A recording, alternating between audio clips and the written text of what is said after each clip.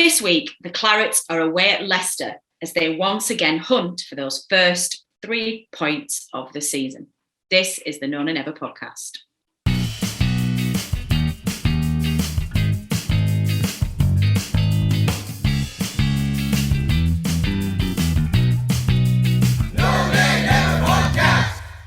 Hello and welcome to another episode of the Nona Never podcast. I'm your host, Natalie, and joining me this week are 3 of our regulars, 2 panellists and 1 very special guest. We have, of course, Rich Steele, we have Adam Dennett, and we have previous show extraordinaire, the main man himself, Dave Roberts. Gentlemen, welcome. Hi, Natalie. Good evening. Good evening, all. Dave, you've crossed the border into the analysis show. I have. I must have done things special this week to be invited onto the analysis show. Definitely. Well, it's a bit of a spoiler alert, and I don't want to dampen your enthusiasm, but it's only because we're recording the previous show straight after it. So I said, come on, Dave, come on to the analysis show. We'll do it all in one. And Adam, you survived the cull. We didn't sack you after your terrible fantasy football adverts. Welcome back. Yeah, well, thanks for that. I'm glad you invited Dave on because I managed to beat him in the head-to-head last week, so it's nice to see him after that. Spoiler! Oh, I love it. Not only is it a spoiler for the previous show, which drives Dave insane, but it's also a complete rubdown. Oh, this is going to be the best analysis show ever.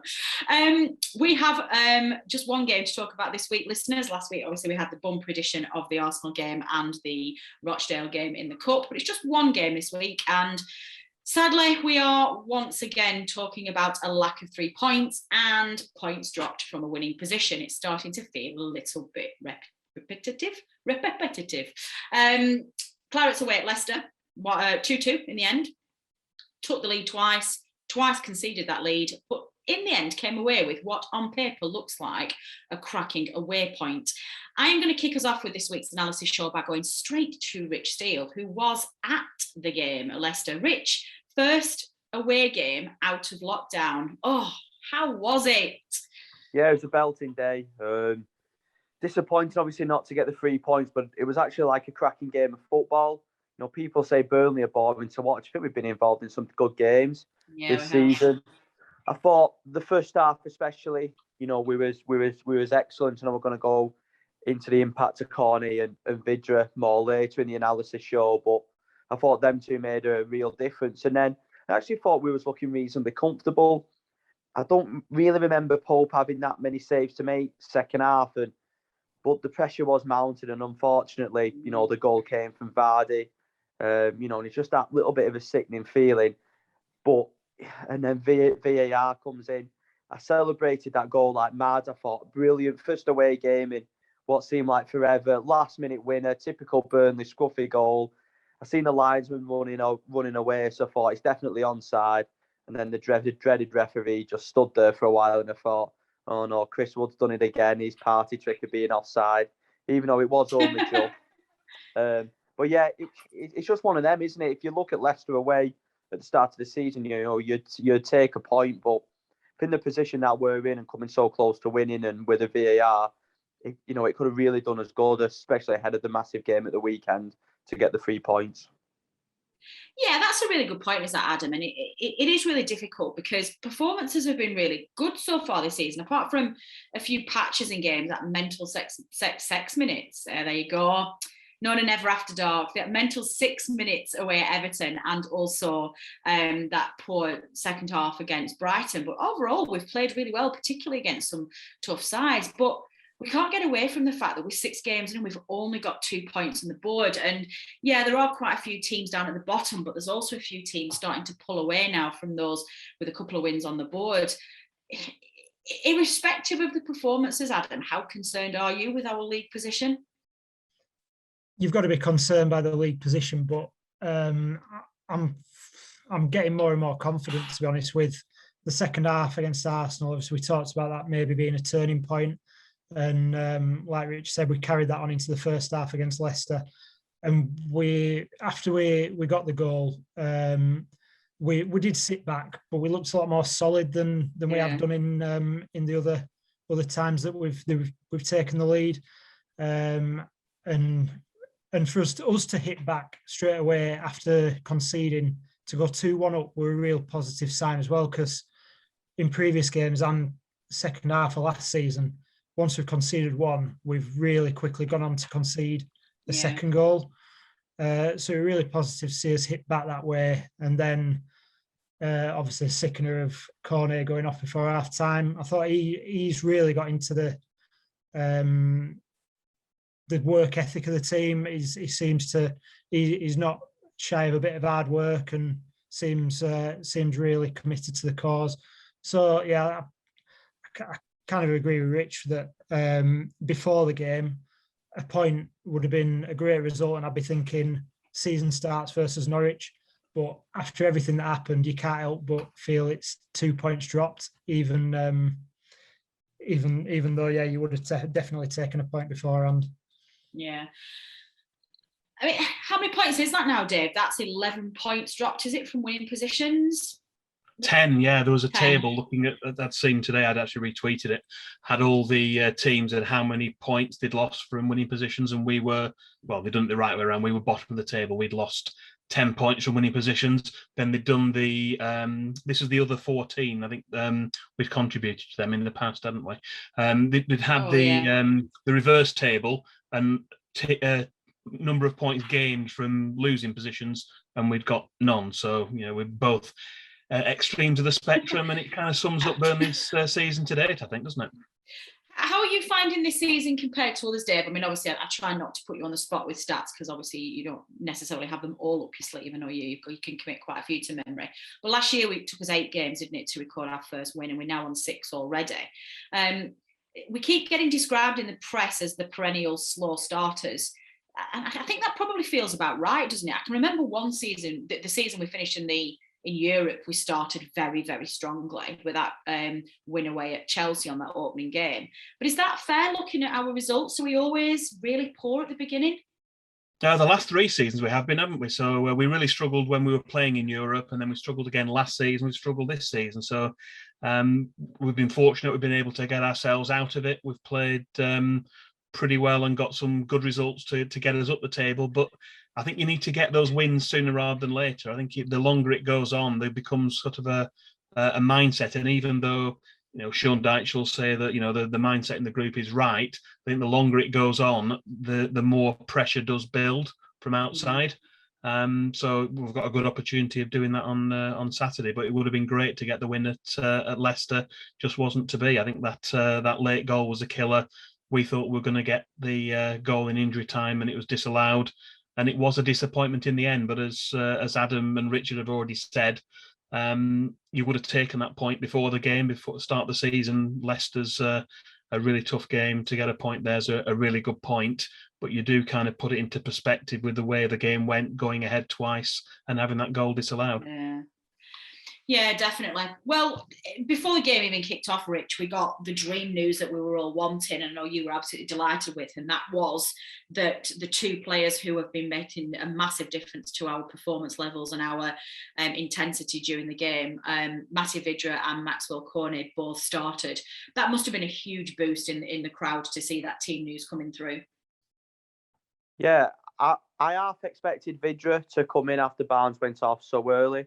To be honest, if you put a bin man up front, he could have done a better job than Barnes has been doing this season. Ouch. So, no, I'm only joking, but he's less said about Barnes, the better. But yeah, Cornet started was a massive boost. You can feel the energy in the crowd before the game. And when you get Vidra playing, he just offers us something different. He stretches teams. He works hard as well. And it's not like he gets pushed off the ball all the time. He can actually hold the ball up. And everybody's gone on about Cornet's, obviously really nice finish with a volley. But that was all Vidra's work. Just a ball over the top. He's ran the channel, controlled it well, and he's found Cornet. Without, say if Barnes was in the team, that goal doesn't get scored. So, and I think when Vidra went off with about 15 minutes to go, we literally just held nothing up at all, really. I know you can maybe say like Barnes, could have got the assist for Wood's goal. But, we just lost that threat, and Vidra could have easily won or got Vestergaard sent off in the second half. Vestergaard had a real torrid time against Vidra. So I think there's real positive signs, for me there. Just fingers crossed Cornet injury isn't too serious. I don't think he's going to play on Saturday. But I was watching him against Arsenal and watching him against Leicester. And just what a breath of fresh air having him come into the team. For so long on the wing, we've had Peters or Brownell or Hendrick, players who are just filling in players. And this lad's a genuine quality player who's got a bit of skill, got a bit of pace, and can get fans off their seat. So, yeah, it was brilliant to see that team sheet. People called Dyche for not changing it. I think after that Arsenal first half, he didn't have a choice. And obviously, it's good to see Vidra back in. And by all accounts, I was reading an article today from Lancs Live. Seems like Vidra's going to be fit for Saturday, which is going to be a boost too. Yeah, excellent. Have we got any injury news, Dave, about Cornet? I've been scrolling around. I can't find anything. Do we know how long he's going to be out for? How serious this injury is? They didn't say after the game. They were assessing it. There's not been the press conference yet, so it's just kind of whispers. But I think that looking at how it was, as Rich has already said, he's probably going to miss this Saturday. But we're fortunate we've got an international break, so I guess there's every possibility he could be back before then. I guess we'll find out more. The press conference tends to be on the Thursday before the game, so Is it City after Norwich? After the international break, is it City away? You see, there's a temptation for me there, given that that's our annual 5-0 drubbing. If it's a temptation for me, if he's going to have to miss Norwich, just give him until after the City game to get back. And not apart from the fact that he scores against City. He scored 4 goals against City, hasn't he? That's true. Rush him back. Let's beat City 5-0. Actually, all joking aside, did you guys watch the PSG City game last night in the Champions League? Did you watch it, Adam? I've seen highlights. I've seen the Bernardo Silva miss and Messi's goal. Yeah, that was bad. Yeah. But honestly, I watched the Champions League last night. I watched the whole game while I was finishing off my work, and PSG made City look ordinary, like really ordinary. And I think you just said a key word there. You've gone PSG. True. Yeah, that's fair. Yeah, shock horror, PSG are amazing. But also, weirdly though, and this is the first time I've seen this, Grealish genuinely looked a class above the rest of the City players. So instead of coming in like in the early games he's played for them, when he was like coming in and he looked like maybe he was, just finding his feet, and he was almost like the junior member in the team looking to build up. He was the only one last night that looked like he was bossing it. So yeah, let's bring Cornet on while City are playing bad. How are you feeling? I mean, we need to get this out of the way, Adam. I'm still really, really down in the dumps about Cornet going off injured, particularly as we've got to play Norwich on Saturday, which quite frankly, and Dave hates it when I say this term, but I'm absolutely right, in a must-win game. It's not a must-not lose. It's not a draw is fine. Saturday at home to Norwich is a must-win game, and anything less than 3 points is going to put us in a whole world of trouble. Do we have enough? Well, 2 points, Adam. How much of a blow is it? And secondly, do we have enough to beat Norwich without Cornet, given the influence he's had? It is a big blow, just because it takes a bit of the momentum away. I can't remember where I saw it, but I saw someone put somewhere, we're Burnley, we're not allowed anything nice, are we? And I think it feels like that, but yeah, it's a blow. Just it kind of takes the wind out of your sails a bit. But I do think we've got enough. We should have enough to beat Norwich. They've been really, really poor so far. I think Dyche has we've tended to come out on top of the big games at home to teams down at the bottom in the past, probably with the exception of last season when we didn't have fans at the home game. We've had a really good record against teams outside the top 6 at home. We've done Norwich quite comfortably the last couple of times we've played them. I know it'll be a very different side, but again, they're not going to be full of confidence. We pretty much bullied them at home last time, and away from home, played a bit aggressively ourselves again, and they lost their heads and got 2 red cards. So I think, oh gosh, yeah, they did. I've forgotten about that. I just hope there's no pantomime villains in there, because obviously playing against Hanley and Gibson potentially at centre half, God, it gives me nightmares thinking about them having good games and even nicking a goal. But I'm confident ahead of the game. Okay. I think we will have enough. No, that makes sense. Dave, is that record right about us? I can't remember it again when Norwich have have done. Oh, I better not say that because I'm going to be. Do you know what? I nearly went into default preview show mode. I'm going to save that. So listeners who were about to find out what our stats look like ahead of Norwich at home, you have to tune into Friday's preview show. There you go. Dave, I think one of the points that Rich mentioned earlier before we came on air was the disappointing thing where, again, we conceded 2 very similar goals, and we seem to be getting undone in positions this season where in the past we haven't done. It just doesn't feel quite as robust, does it? And one of the things I was looking at as well, I don't know whether or not Pope's injury, was it his knee? It was his knee, wasn't it, in the summer, his operation that he had, is perhaps preying on his mind a little bit and making him a little nervous. But there just seems to be some instability in that defence, and we're shipping goals that we never used to. Yeah, there did seem to be a little bit of uncertainty, particularly for the second goal. That was the one that was highlighted. And I don't know what it is. We haven't kept a clean sheet, have we? No. Nick Pope hasn't kept a clean sheet for us for a long time. We know that you're saying about Norwich being a must-win game, but we have to remember we haven't won at Turf Moor since January, so it'd be a good time to change that stat as well. Very true. Yeah, I think you're right. I don't know whether it's nervousness with the injury, whether that's kind of still preying on his mind a little bit, and he needs to get back into the swing again. But just doesn't seem to be the same player he was. Doesn't seem to be 100%, and maybe just needs to build back up again, get a bit more confidence, get that first clean sheet. And then we can see him go on another good run again. Yeah, definitely. Can I just add to that there, Dave? Yeah, of course you can. And Natalie, I 100% agree with everything. Just something else that just is an indication of his confidence. I know he's never been great at distribution, but his kicking this season has been horrendously woeful. Yeah, it really has.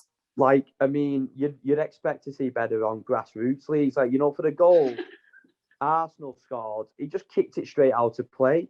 The amount of times, even on Saturday, that he's just kicked it to nowhere, or he's not even reached his halfway line. So I definitely, and that decision, that rashness, we always talk about Pope being, really steady. Say if Pickford did that mistake late on for Everton, Burnley fans would have been ripping into him.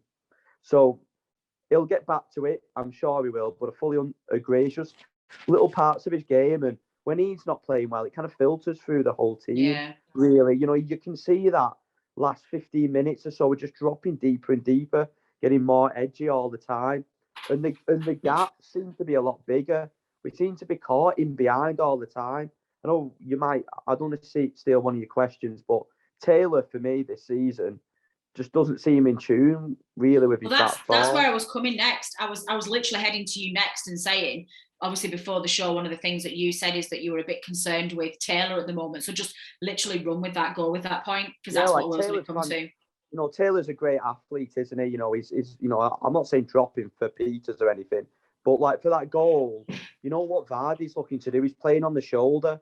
Yeah. And Taylor's just watching he's watching his own man and doesn't seem to be concentrating on the play, and he's a yard deeper.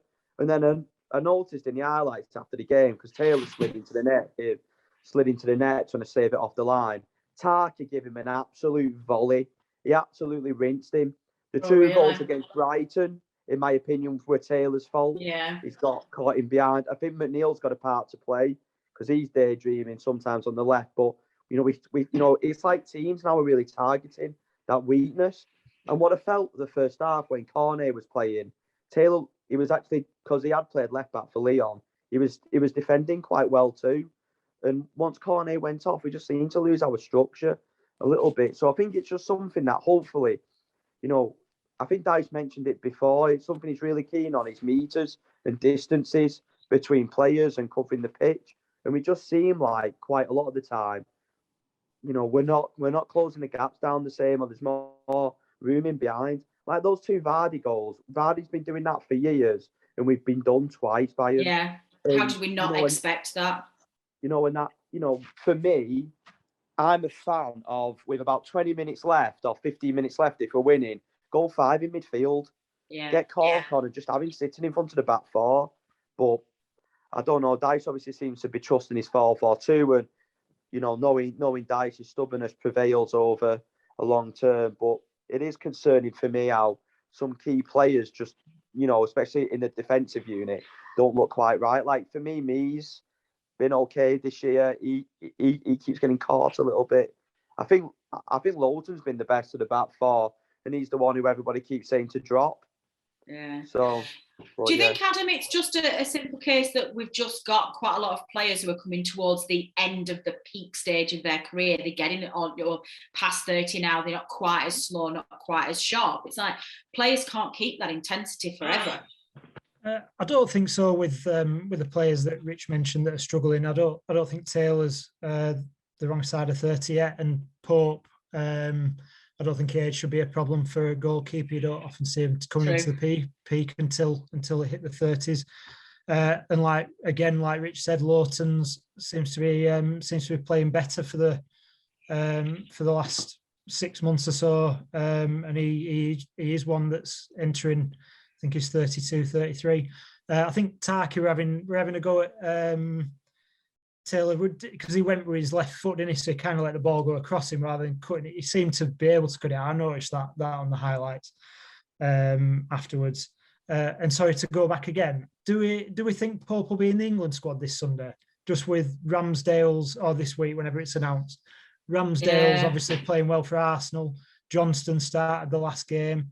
Henderson's obviously nowhere near it, but when he comes back, will Southgate see Ramsdale, Johnston at their age as well coming through and think that it's more beneficial to have them in England side or keep Pope like relative good experience? But I don't know what other people's thoughts on that are, but that's one thing that entered my mind. And could that knock him even further confidence wise? Because it's going to do, isn't it? I've got a thought on that one. I think if Pickford managed to stay in the side when his form dipped, then if you're going to, you can't chop and change too much. There's got to be some sort of continuity. I don't think Pope's had a very good start to the season, but you've got to have a little bit of continuity going forward. So I think you'd like to see him in the squad rather than just the first time there's any slight dip knocking him out. I think that would be a little bit unfair. So I mean, and again, there's three keepers in there. It's probably not going to play anyway, but you get sort of the squad togetherness and you get the training side of it as well. So, we'll wait and see what happens. Yeah, that's a really good point, Dave. In terms of the overall squad, I think we are aging, and that's been a problem that we haven't changed it for much for the last 3 years, and players that were in the peak are now getting past the peak, but the transfer window has started to address that issue, I think, with obviously Cornet. Roberts is a natural progression if Lowton's form does dip, and I think obviously there'll be more of that to come with Collins as well. We've got Collins coming in as well. Yeah, really good shout. Yeah, so I think there is a noticeable step change to improve that going forward. Good. Sticking with you, Adam, just before we move on, you felt there was a penalty shout for Leicester. Were we lucky to get away with one there? I'm not sure I've seen this. I didn't think so. It was kind of the ball's going across the box. McNeil's going towards the ball, and I think it's Castagna just nips in front of him or gets level with him as he's playing the ball. So there's contact on the man and the ball. You could probably argue he goes through the man slightly, and I don't think it was a clear and obvious error. All that saying again, but I think it was another one that we debated. I think.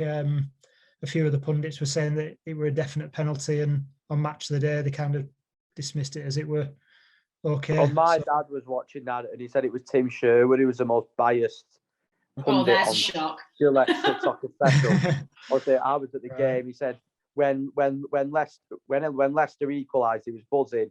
Then when we scored our supposedly last minute goal, he come to look more disappointed. So that was one of the. So I just thought I'd bring that up, Adam, because it was just funny when my dad said it. And I've not seen Sherwood, but like my dad's not normally precious, and neither am I about the media. I know some other people, not mentioning any names, are really precious about how Burnley are portrayed in the media. But even my dad didn't. Who are we talking about there, Richard Steele? I don't know, Natalie. I don't know. Can I just say something as well? Because sometimes we do these podcasts, and obviously we put our opinion out there. Sometimes when we do this and we say somebody's not had a good game, all of a sudden that word scapegoat comes out. Oh, Pope's a scapegoat now this season. Taylor's a scapegoat. I just want to add, they're both fantastic players. We're just giving a little bit of analysis of what's happened in recent games. And, if you're allowed to have a little bit of criticism or fair criticism of a player without them becoming a scapegoat or without us saying that we don't like a player. I just want to make that clear. All right. Oh, Rich, welcome to the world of no, nay, never. We've been putting up with that nonsense for 10 years. It's very true.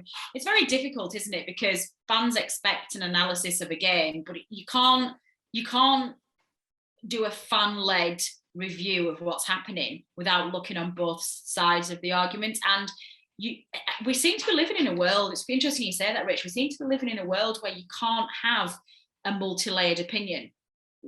Everybody's pushing you into violently one side or violently than the other. And I think a lot of what's been going on politically in the world has forced us into that stage. It's like, you can say Pope is a fantastic player, but he's having a poor couple of games. But people don't seem to recognise that he says either absolutely brilliant or is absolutely terrible. It's very polarising his views, and it doesn't necessarily need to be like that. Well, of course, Dave, we obviously thought that we were going to sneak it at the end. I know you've looked at VAR and you've just talked yourself absolutely to death about these problems. It was another one of those very close decisions, but the right one, I think, in the end, when you look at it, he is offside. I think the gut feel was, even looking at first time, that it was, and when it slowed down to the replay, then I think it was the right decision. Interestingly, it was his only offside in the game. Looking back at the stats for the season to date, that was the only offside given against Chris Wood at Leicester. But he does top the table. I've looked at it for the season to date, and he's leading the way in the golden flag for most offsides. He's on 9. Golden flag, is that a thing? Well, no, we've kind of joked about that before. You've got the golden boot and you've got the golden whatever. Yes. The golden flag is for the offside. Is that for all Premier League players? Not just Burnley? Wow, well, there we go. Yeah. There we go. You'd have thought you'd have learned. Well, this is like gold to Rich. It's like catnip. It's just like, okay, I'm off. If you look at the other players who are up at the top of that list, the likes of Vardy, who sort of play on the shoulder, last man, he's well up there as well. So Chris Wood didn't win it last season. About Wood. He's like, he shouldn't be offside. He's not like running in behind players or anything. I don't know. Anyway, that's frustrates me. He's won it twice. Not last season, the 2 seasons before he topped that. Not that list, but it's not that many when you look at it. I think he won it with 53, so it's like only just over 1 a game. It's not like it's 3 every game. Interesting. How do we think that VAR decision fits in, Dave, with the general idea this season that we're supposed to be letting much more things go when they weren't supposed to be? They were supposed to be, I don't know, something about letting offsides not that close stand. They were going to be a bit more lenient, weren't they? Or was that just for other decisions? Well, it was for offsides. They said they were going to draw thicker lines. So basically, if the lines weren't separate, then they said that it's that's too marginal. So having thicker lines supposedly would say, well, what was previously separate would now be overlapping, so they wouldn't give it. But I think it's one of those, that one where he was offside, and it's hard to take because it was really well taken goal right at the end, but just fine margins. But it was enough to be offside. I think the other way around, we'd have been shouting for it ourselves. So we've got to kind of go with the flow on that one, really. Yeah. What's it like in the crowd at that point, Rich? Because I think that's one of the things that the purists are very anti-VAR for, about it ruining the moment for fans. And obviously, you thought you'd scored a 93rd minute winner, and it gets chalked off. I mean, does that massively impact on your enjoyment of the game? Yeah, I felt more of a gutted feeling walking away from the ground. When I watched it live, because obviously where you're in the away end at Leicester, you're right in the corner. So I was literally sat right level with it, and I thought he's offside, but everyone was going mad. So I thought, well, if he's offside, I might as well just join in with it for 10 seconds. And, I've made a 2.5 hour journey down. I'll go mental. But then I saw the liner running up. So I thought, he must be like well onside here. And then as soon as the ref come back, I thought, it's going to get disallowed here. But funnily enough, when I watched on the Sky highlights after the game, he looked level. But I agree with Dave. It's offside. It's not one of them that's like an armpit or anything. His foot and his leg was clearly past Vestergaard. I think with the Arsenal penalty the week before, I didn't think that was a penalty. I didn't think it was a penalty live in the ground. Thought Ramsdale won the ball. So you listen, sometimes it goes for you. Sometimes it doesn't. It's one of them with Wood, isn't it? If he doesn't play on the shoulder, does he get to that header? Maybe because he's not the quickest, he does have to play on the shoulder to try and get that extra yard. And probably for someone like Wood, VAR has probably been a detriment to him because he is on the shoulder all the time. But yeah, of course, it's gutting, isn't it? I can't remember I think the last time I was in the ground and Burnley scored a last-minute winner was the Barnes winner against Palace that I can remember. Again, having Davey is probably not too good, but it's just what I can remember. I can't ever remember going to a Burnley game where we scored a last-minute winner away from home. There was one at Leicester. That's going back a few more years. The Ross a Wallace winner. free kick. A winner. Yeah, well, that was for a draw. Yeah. So I just obviously, I can't remember. I probably start going, watching Burnley in the start of 2000 or so, but I actually can't remember going watching one. So obviously when it goes in and you think, we've got a big win away from Leicester, and then you feel like it's taken away from you.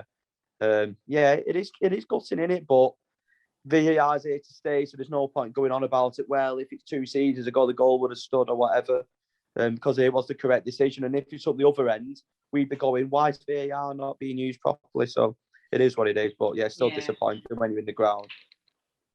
It's interesting to look at that as well, isn't it, Adam? Because there's a lot of talk in the press this week outside of the actual games themselves about making it a more attractive fan experience in the ground. And they're talking to fans groups and consulting with supporters about what would make their experience better in the ground. And the issue of safe standings come up again. The issue of alcohol on the terraces potentially come up. We're now talking about those initiatives, but with VAR as well. And it's quite an interesting angle, really, I guess, for 2 points. Number one, how do you feel about those things generally? Do you think they're needed? But actually, is it quite dangerous to bring those things in when you do have something that can draw such extreme emotions as VAR does? If you then got alcohol on top of it as well, is that a recipe for disaster, do you think? Potentially, especially when you've got fans scrapping at the end of our last home game over the barriers anyway. I'm sure that will be. I'm sure that'll be cut out with against in the Rochdale game. They'd widen that the gap between the fans, but definitely there's potential there. But I think there's demand there from a section of fans to be able to do that. I've been and watched football in Germany and had beer on the ground, and it adds to the experience and the atmosphere. And maybe that was just between the group of people I were with, but I really enjoyed being able to do that and still enjoyed the football.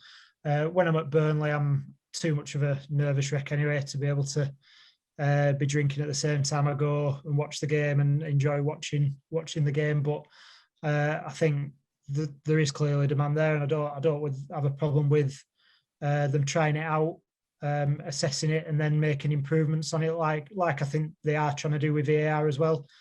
I think the fact that they don't show anything on the screen or much on the screen in terms of decisions is frustrating. Someone sat on their armchair at home knows a lot more than what's going on. Going on in the ground. But I think we will get there with that. And going back to Woods, I think that he plays on the edge, obviously, but if you watch, like, the defender spots that the ball's coming into Barnes' head and actually makes a big, real attempt to step forward and get out quickly. And obviously, without his quick thinking, I don't know whether it was Vestergaard or Castagna at the back post, then Wood would have been well onside, and that would be happening behind Wood. And I think you've got to give credit to the defender for managing to play that really quick thinking. That's my thoughts on it. Give it a go. I don't know how well equipped the cricket field end is to be able to serve that much alcohol to so many people, but I suppose we'll find out. Yeah, that's true. Yeah, that's a good point. I think I think it's fair to say, Dave, then that we were pretty impressed with the performance away against Leicester. But do you not think it feels a little bit like we've actually done the opposite way around this season, in that we've actually performed quite well against the more difficult sides, the Evertons, the Arsenals, Liverpool, and Leicester away. I'm a bit worried about Norwich at home. I don't know why. And do you remember last season when we had that spell of home games against our relegation threatened sides? And I think we got like 2 points when we should have got 9 or something. What do we need to do on Saturday to absolutely make sure that we get a victory in this Norwich game? Score more goals than they do. Yeah, you're right about last season. Easy, isn't it? You're right about last season. We had the draws, didn't we? I think we were quite cagey in those games. We played Fulham at home, didn't we? And we played West Brom, was it? And they were draws, and yeah, we just looked very cagey at the time. I think not having a crowd in maybe was a factor as well. Whereas if there'd been a full Turf Moor, that would have been a little bit different. So yeah, we need to certainly have the crowd behind us on Saturday. We can't afford to have nerves in the crowd. We talk about the players on the pitch, but I think the crowd has a part to play in that as well. And sometimes you say there can be too much high expectation. It's like, well, yeah, we're going in there. They've not won a game all season. Well, they've got a point all season. And the expectation levels go up. And then if you don't quite start off quite as well and don't score, then, 15, 20 minutes in, it starts getting a little bit niggly. So I think the crowd have to stay with it and make sure we support the players, and then equally that they replicate that, reciprocate it, and do it on the pitch. So it's going to be it should be a good game on Saturday. Yeah, it should be. Do you make any changes, Rich? Personnel or strategy? Well, I think I wouldn't, but I think Carney is going to be injured, isn't he? Going back to what you said right at the beginning of the podcast about, I think one thing about Carney being injured, even though it is a blow, I think Gudmundsson's actually played pretty well. Yeah, that's season. True. Yeah. If you're basing it not on reputation, you could arguably say that he was unlucky to be dropped against Leicester, and McNeil, he's shown glimpses, but again, not been that consistent. And so I think that's okay that we've got Gudmundsson coming in. But other than that, like I said, I would keep the same team. I think, Vidra, say if Hanley and Gibson are playing, I know they signed Kabak from Liverpool, but they played 5 at the back against Everton. I don't think they'll go 5 at the back. So I actually think Kabak and Hanley will play. I think Gibson will be on the bench. I could be wrong. Sorry if I may be stealing Dave's kind of notes, but that's just something I've observed. I observed him on of Norwich's recent games. So yeah, I think it'll be a similar team. We just got to go out there, just real high intensity from the off, go and play without fear, get the crowd behind us. At our best, we're better than them.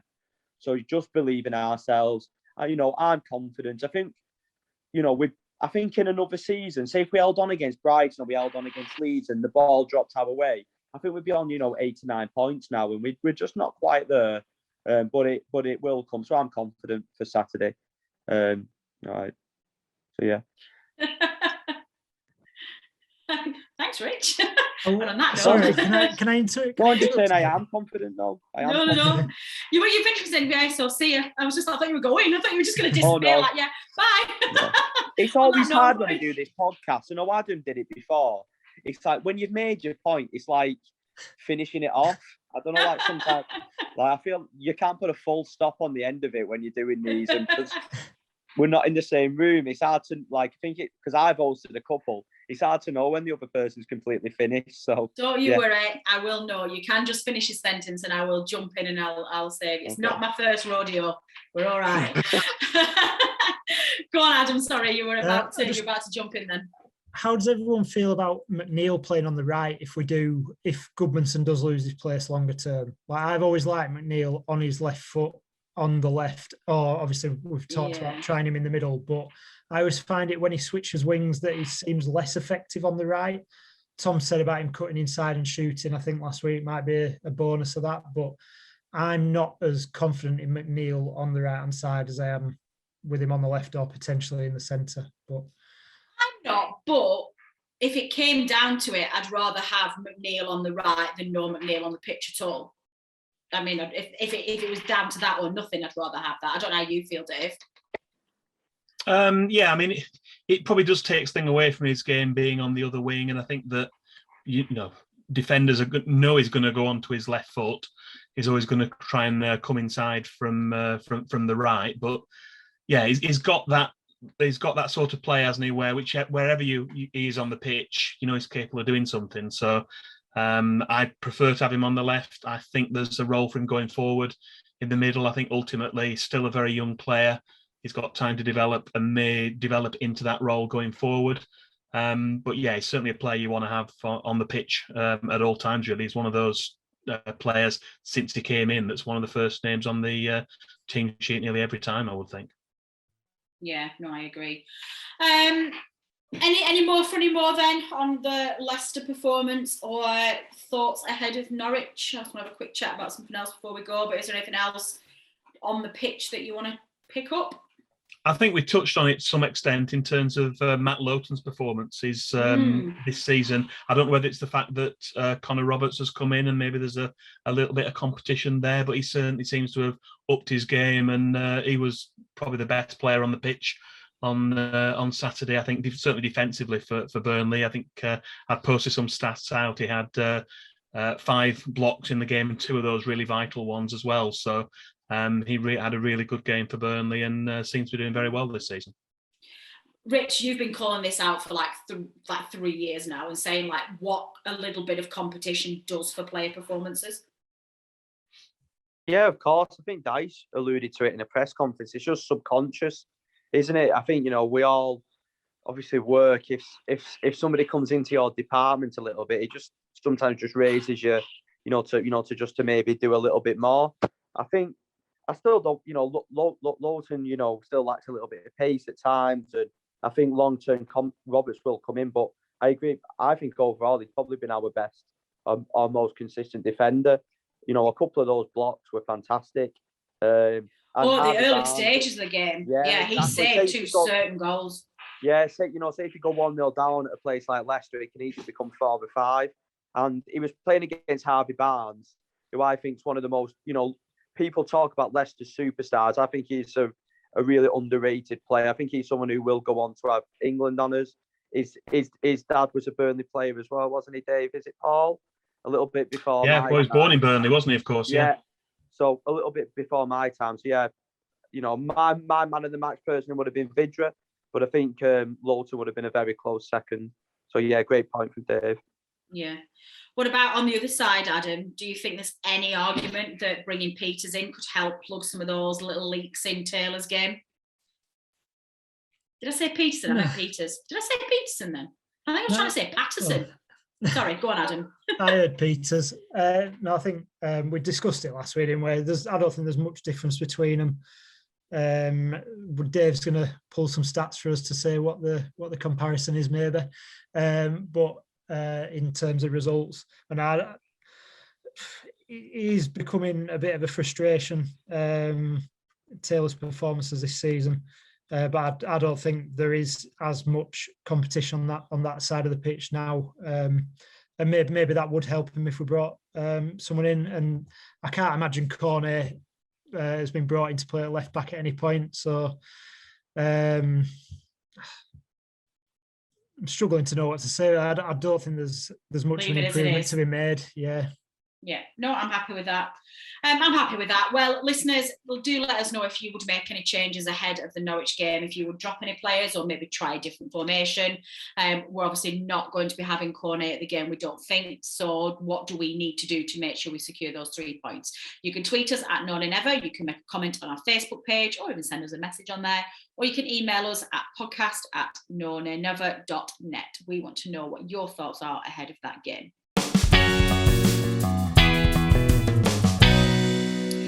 finally, a quick one that Matt wanted us to have a quick chat about before we leave, and I'll bring this over to you first, Dave. Bit of a furore from a certain selection of mainly season ticket holders, I would suggest, on the internet, with the pledge that the club have put forward this week of a ticket package to celebrate Sean Dyche's 9 years at the helm. If you bring a squad of 10 players, 10 people or more to the game, you get your ticket for £9.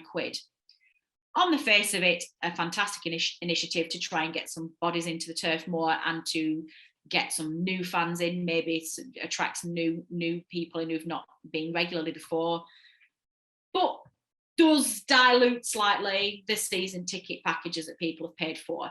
Where do you stand in this debate, Dave Roberts? Well, I'm a season ticket holder and I have no problem with it. I think it's quite a niche market anyway when you're talking about a bigger group. So you've actually got to do a little bit of work to get 10 people together to qualify for the offer. It is only for a limited period. It is for a couple of games next month, a couple of home games, and it's to mark 9 years of Sean Dyche being at the helm. So personally, I've got absolutely no problem with it. I think if it happens more during a season and it's kind of erodes more the sort of season ticket offer, then it becomes more of a problem. But just as a one-off for October for a couple of games, no problem at all from my point of view. More bums on seats and a better atmosphere in the ground. I think that's going to benefit everyone. Here. I'm going to presume that the answer to this is no, but is there anyone in the team that does have a strong objection to this? No, they're all nodding at me. Not good for radio, guys. They're nodding at me. Oh, listeners can't see that. They're not on video. And they're still nodding. Honestly, listeners, it's like working with amateurs. No. I'm only joking. Well, I think that is all we have time for this week. We have lots and lots of football to play before the end of the season. We have lots of points to play for. The team is playing well. They just need to get rid of those silly little errors. We just need to tighten up defence. And quite frankly, listeners, as unambitious as this may sound, we just need to finish 17th. And if we can just get there this season and get over the line, it genuinely feels like the world will feel a lot rosier next season and things go on. My thanks as ever go to everybody who contributed to making this podcast. Of course, my excellent panelists here, Rich, Adam and Statman Dave. Tune in, you guys, for Dave and I to have the preview show in the next couple of days to hear all about what's going to happen ahead of that Norwich game. To producer Matt, who rescued us with a Zoom call today because Rich threw us all with no internet. So thanks for that, Rich Steele. Constantly high maintenance. Rich Steele is the high maintenance. He might be my second favourite panellist, but he's the most high maintenance one. To Ralph Wigan, who provides our royalty-free music. Thank you very much, Ralph. Do please check him out on Twitter. His handle is @Lil G Curley. He provides all of our music for the podcast, and we're very grateful. And finally, to you, the listener, for downloading and listening to this episode. Your support is very much appreciated, and we would not be here without you. We would not be here without you? Yes, that's right. Tune in on Friday for the preview show ahead of Norwich, and the rest of the team will be back with the analysis next week, where I'm very confident that we will be celebrating our first 3 points of the season. Take care in the meantime, and we will see you soon. This has been the No Nay Never podcast. I've been Natalie Bromley. Until next time.